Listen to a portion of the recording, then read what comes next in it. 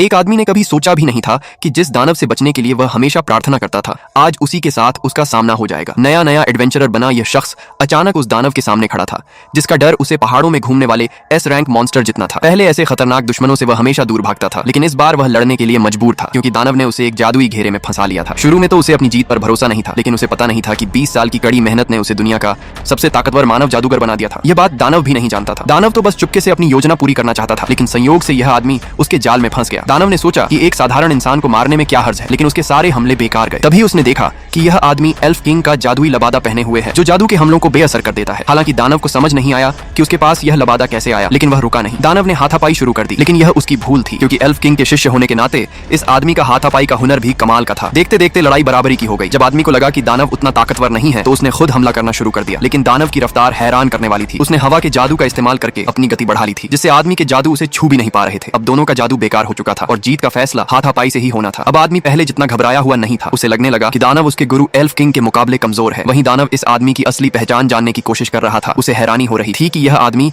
Elf king का हथियार इस्तेमाल कर रहा है और उसके जादू बनाने की रफ्तार भी अविश्वसनीय है। दानव से पहले जादू छोड़ने के बावजूद यह आदमी उसके जादू को रोक देता था। जब दानव को समझ आया कि जादू से कुछ नहीं होगा, तो उसने फिर से हाथापाई शुरू कर दी। लेकिन अब तक लड़ते लड़ते आदमी ने दानव के हर मूव को पढ़ लिया था। कुछ ही देर में उसे दानव की कमजोरी मिल गई। उसने सही मौका देखकर अचानक जादू से हमला कर दिया। दानव हैरान तो हुआ, लेकिन उसने तुरंत रिएक्ट किया। उसने जमीन पर पैर पटका और उसके दोनों तरफ मोटी दीवारें उभर आईं।